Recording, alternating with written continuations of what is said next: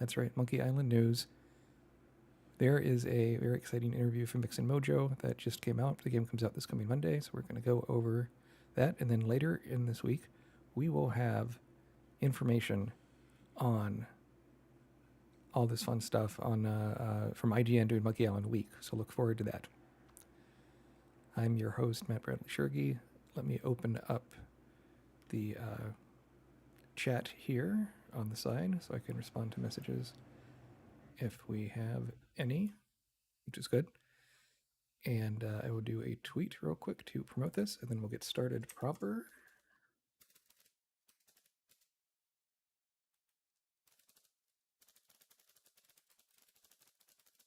Monkey Island. If you like what you see, please like and subscribe and follow and all those lovely verbs. And tell me about, tell people about this to your friends. That would be greatly appreciated.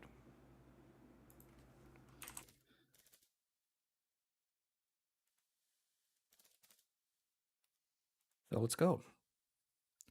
Mix It Mojo. It's the International House of Mojo, one of the oldest websites on the internet.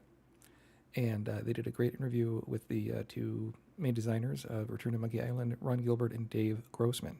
So we're going to take a look right here at this interview. I'll do my commentary on it. I'm doing this on not dressed in my normal video game shirts. I'm on my break at lunch break at work, doing this fine Monkey Island content to you, and I can't wait for this game to come out this coming Monday. So let's go. I won't read the whole thing out loud, but I'll just say sort of highlights and give my commentary on it, kind of like I did on some of the other articles. So there we go. Let me, it's going to move one thing over here. Excuse me. Good. So I can see the chat. So it says here at the top, this is one of the last interviews before. You can see the two designers here, Ron Gilbert and Dave Grossman. They worked on the original Monkey Island game, and this is the, as it jokes, the 89th chapter. This is the 6th Monkey Island game. The timeline, I think, in the game is going to be a little bit all over the place. I haven't played it. I'm just speculating, and also some news from other interviews. But let's get going with this. The people that interview them are going to be LT and Marius. They are members of the International House of Mojo, big Monkey Island fans. This website has been around for over 20 years, I think. I mean, I remember being on this website when I was in high school, and Escape from Monkey Island, the 4th one, just came out. So I've been into this stuff a long time. And so the Marius and LT, the people doing the interviews, give some context. Marius did Monkey Island movies in Flash, and LT is just a big fan, been working at the International House of Mojo for 20 years. So this is a good question from LT near the start here. Dave, how was the call when Ron told you he was doing it? Doing it meaning making Return to Monkey Island. And his response, do you think he was joking? And Dave says, no. He didn't say, oh, I'm doing this. He said, oh, there's an opportunity to do this, meaning he didn't promise that they were going to make it. Just there's a chance they could make this.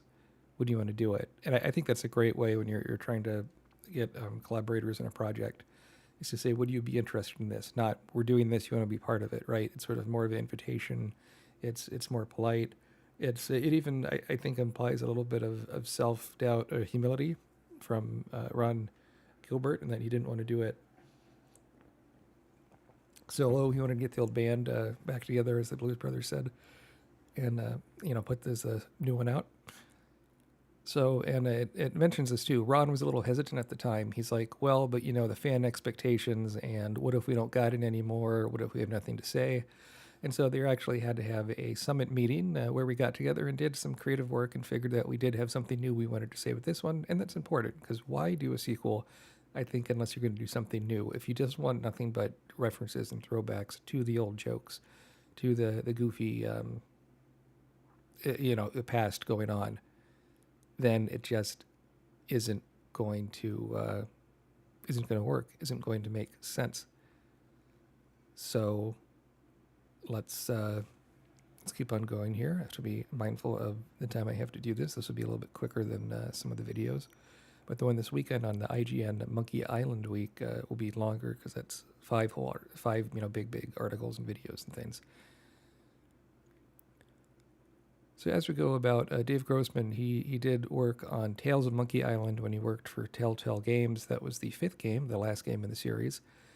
And I like this question. He's asking, is it more stressful to make this new one than to make that one?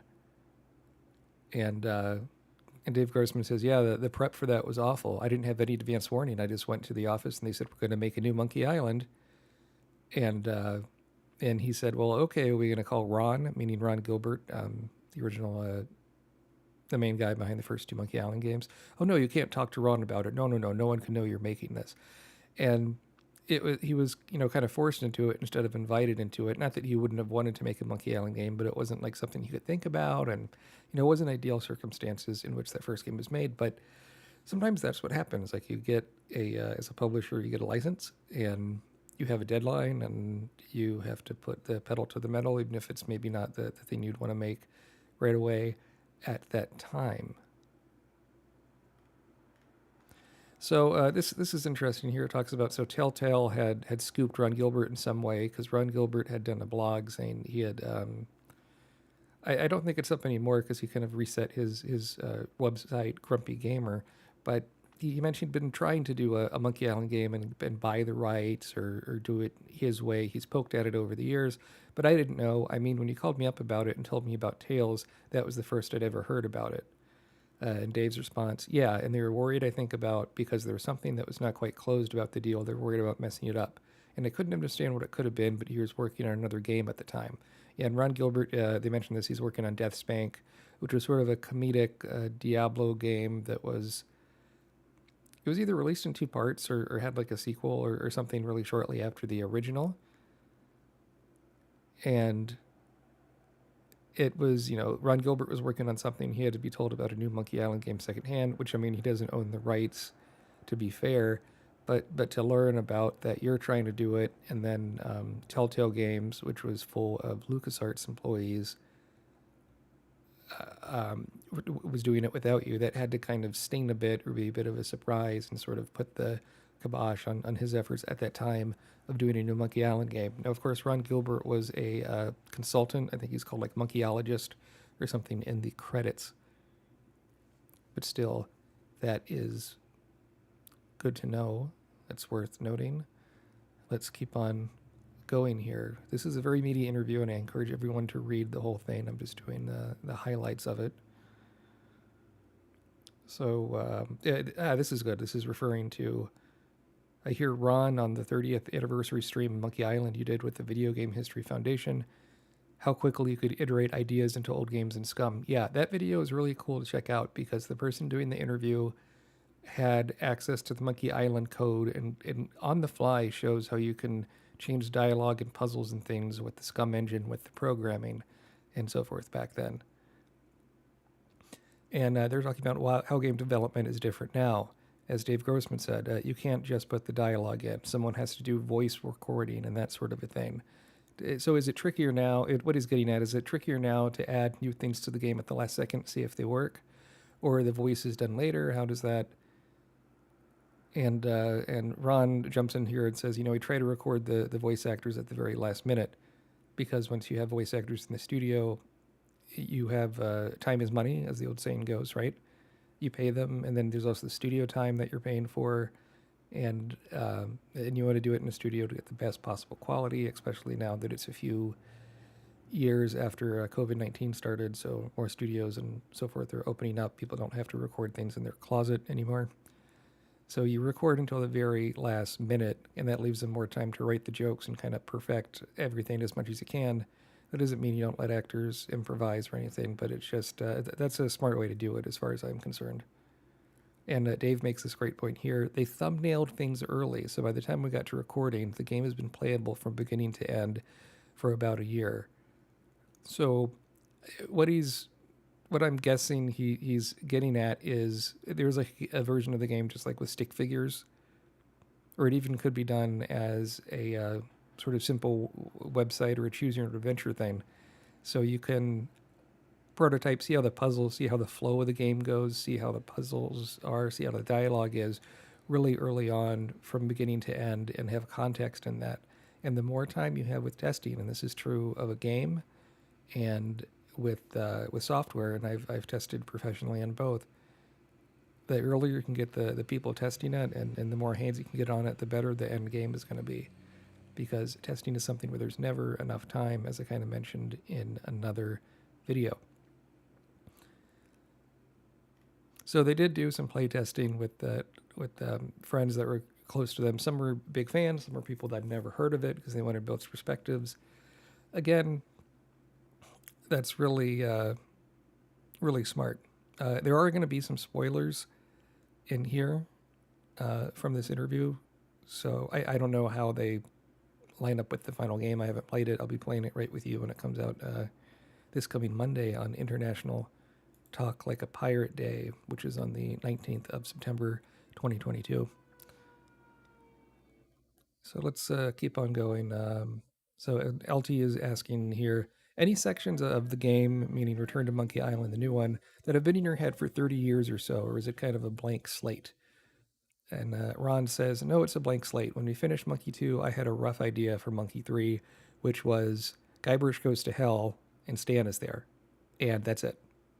You know, just the really loosest one sentence pitch of Monkey Island 3. It's not like he had the whole game planned on his head the whole time. And this one, while it's not the same Monkey Island 3 he would have made, and indeed it is Monkey Island 6, also, Ron Gilbert is a different person now. I've talked about this in some of the other videos, but he's older, right? He's more mature. Maybe his sense of humor is a little bit different. He has different ideas of what Monkey Island can be, and there's been, since the last Monkey Island game he, did the majority of the work on, there's been 3 games in between Monkey Island 1 and 2, so that's a lot of time to see different people's interpretations of it. I mean, you could even see, 5 different interpretations with that remake with the voice acting of Monkey Island 1 and 2, the special editions that came out over a decade ago. So it is, they talk about nostalgia a bit. Ron mentions that Ahoy There Fancy Pants is one of his favorite lines, but one thing Dave and I were clear on is we don't want to rehash a bunch of stuff. Like, we don't want to take our favorite lines or favorite pieces or favorite puzzles and just apply a bunch of fan service to them. Oh, this is when he says fancy pants, right? And so, meaning, like, it doesn't want to be super, super referential. Hey, remember when that happened? Wink, wink, nudge, nudge. Kind of like Family Guy gets made fun of a lot to that. Or, you can have a reference and have it be smart. But like anything else, it's like spices when you're cooking a recipe. If you add too much of it, it kind of ruins the whole taste. And it's a little bit goes a long way with references. To be too cutesy with that, you want to ultimately do something new in this chapter of the story. As we are going on, it mentions about a theme of Return to Monkey Island, is that time has moved on. Time has moved on for Guybrush. Time has moved on for Melee. Time has moved on, Melee being Melee Island, the first island in the first game. Time has moved on for the pirate leaders and everyone else in the game. And there's a lot of subtle changes to the art, which, the art style is different. We've talked about that to death in the other videos. But it is one of those things where, oh, why doesn't the bar look the same? Well, I don't know how long it is in the story, but let's say for argument's sake, 10 years, 20 years, right? If you go to a bar 20 years later and the bar itself hasn't changed, in real life I'm talking about here, right? You go in there, the paint is different. The menu has changed. The waiters probably aren't the same. The managers are different. Maybe it had to shrink down. Maybe it's not the same size it used to be. And also you've changed. Maybe you don't like cheeseburgers as much as you used to. Maybe you prefer chicken tenders or something, right? Or steak or foie gras or whatever. So there's going to be changes to the environment on Melee Island. There's also at least one new island in the game, Bermuda, and that'll be cool to see a all new place. But it's called Return in the title, right? So you return to both Melee Island and Monkey Island at the very least. And maybe there's more places from the other games you end up at. I have no idea. So as we continue through to summarize this interview, we are going to go here and they're talking about the leap graphically from the older games. So the original Monkey Island 1, Secret of Monkey Island, was EGA. That was only 16 colors. About a year later, they did a VGA version, 256 colors, that looked better, more rich, more detailed. Monkey Island 2, Lucasfilm Games got a scanner. This is from Dave Grossman. A flatbed scanner cost $10,000. It was in the art building, and you had to book time on it if you wanted to use it because it was the only scanner.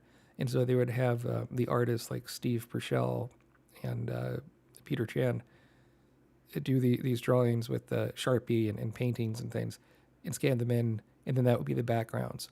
And that's why the backgrounds looked really high quality and looked so much more detailed in Monkey Island 2 compared to Monkey Island 1.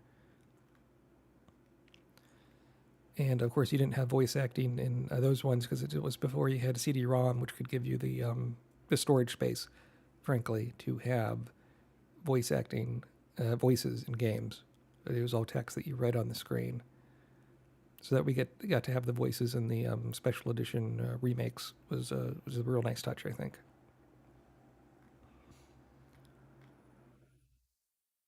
So they're asking about kind of their process, how they work together. Do you two script as well as you did before, like in the early games? Oh yeah.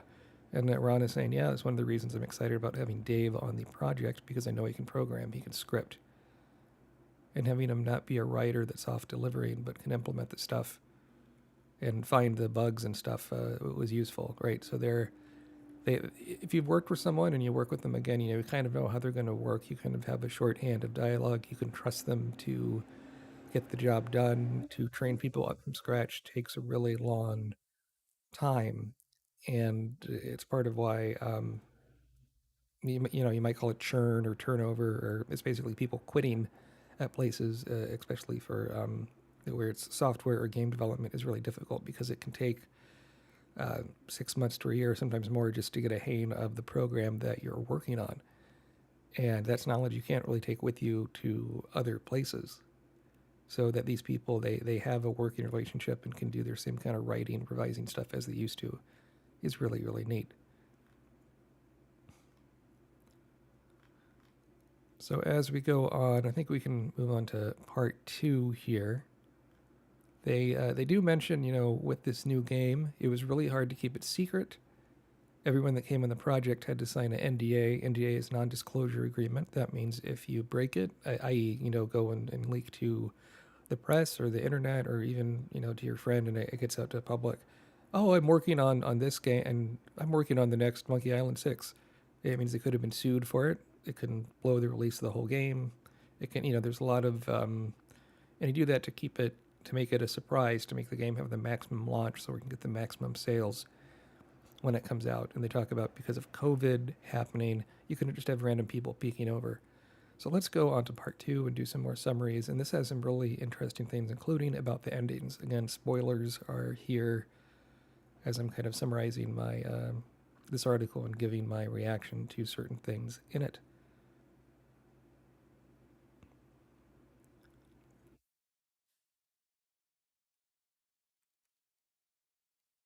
So Ron Gilbert's mentioning these Monkey Island games are pretty old. There's a lot of people that have never played Monkey Island before. Because as much as we'd like to think the whole world knows about it, everyone has played it, a lot of people just don't. They may have heard the name. One of the things when they did the play testing is they brought in people that had never ever heard of Monkey Island before.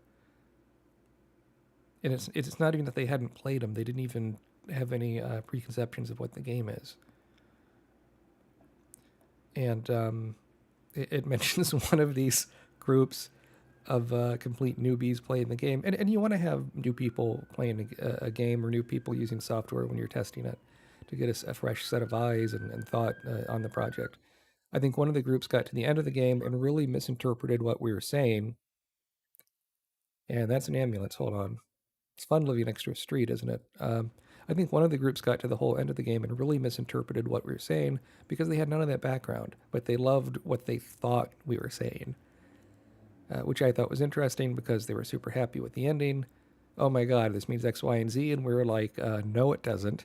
But I'm glad you think it does because you really seem to like that. And that's the beautiful thing about art, whether it's games or music or writing, is you make something, you have your idea of what it is, you set it out into the world, and then you don't know people are going to react how they react. They're going to have their interpretation of it, and often it's not going to be what you like. Quite often, if you're writing like stories or something, the stories that you hate the most might be what the public likes the most. And it's this kind of wonderful thing where it has a life of its own.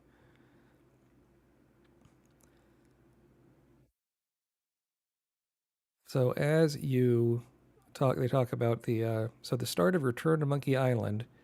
Development started around May 2020, kind of aligned with the 30-year anniversary of Secret of Monkey Island, which came out in 1990.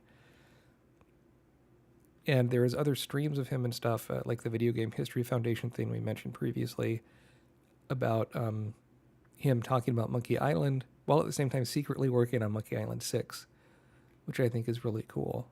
That's a neat kind of bit of foresight, as you can. There's already been comments on these older interviews from 2 years ago, and people going, was he really making hints to the new Monkey Island game? So you want to, always get people to talk. This one, they kill a myth about Monkey Island that's been said for a long time. I've even said it myself, I think. And Guy.Brush. Okay, so the main character in Monkey Island who you play as is Guybrush Threepwood. And it's sort of true, but not really the way it's presented.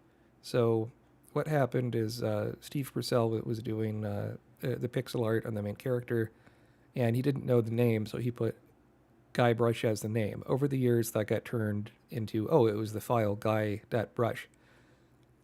But this was because the game was programmed on an IBM PC. File names, the extension, a file name had to be could be up to 8 characters long, and then a dot, and then the file type could only be 3.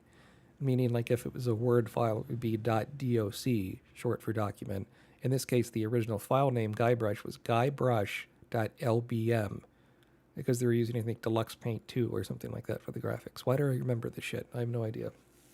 So I do these streams, I guess. So you have guybrush.lbm was the original name of the file, not guy.brush. They talk about a rumor of Dave maybe having an idea of the monkey head and Monkey Island being a robot, which appeared in the 4th game, Escape from Monkey Island. They kind of squashed that. They don't think that's something either Ron or Dave had anything to do with. I hadn't heard that before, but that's an interesting idea. This is sort of good. So Ron is talking about, Monkey Island 1 and 2, they almost did back to back with maybe a little vacation in between of people just busting their ass. The Monkey Island 2 came out in 91, so the very next year. And after that, Ron Gilbert left Lucasfilm, founded Humongous Entertainment that did games aimed at children, sort of, adventure games where you're clicking on things, solving puzzles, but also aimed to be educational. Edutainment was how they described those back in the day. And people sometimes are asking him, well, how could you ever leave the Monkey Island project and just abandon it?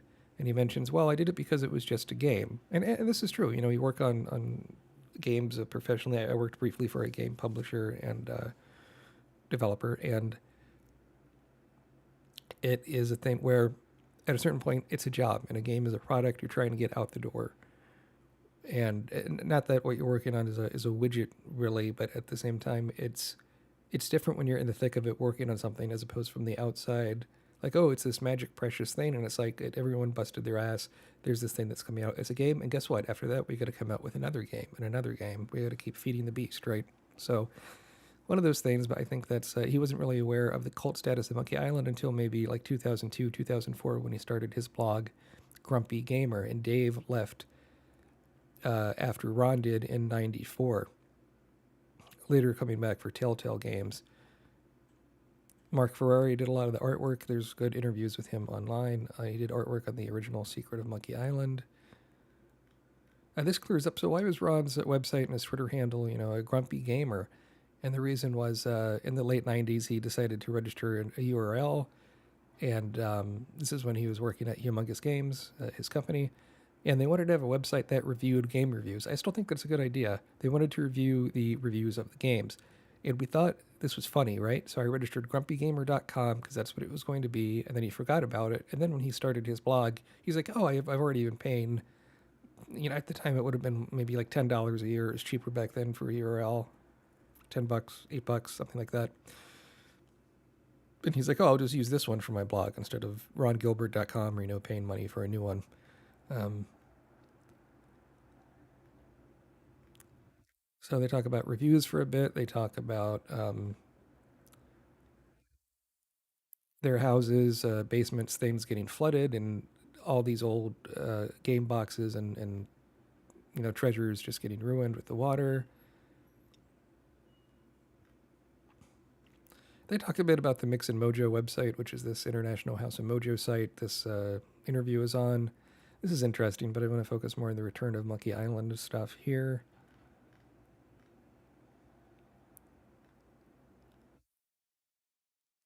They are talking about Mix and Mojo. This website had a counter. I showed it on the video last week that counts down until Return to Monkey Island comes out. And Ron Gilbert mentioned it makes him stressed out because it makes him more obvious, more cogent, right? More aware of when the game is coming out. And, oh, it's almost there. And I do find the concept of time stressful myself. It's just like even just hearing a talk, tick, tick, tick, tick, tick, tick, tick, tick, tick. It just keeps on going. It never ends. And time takes us all, as they say.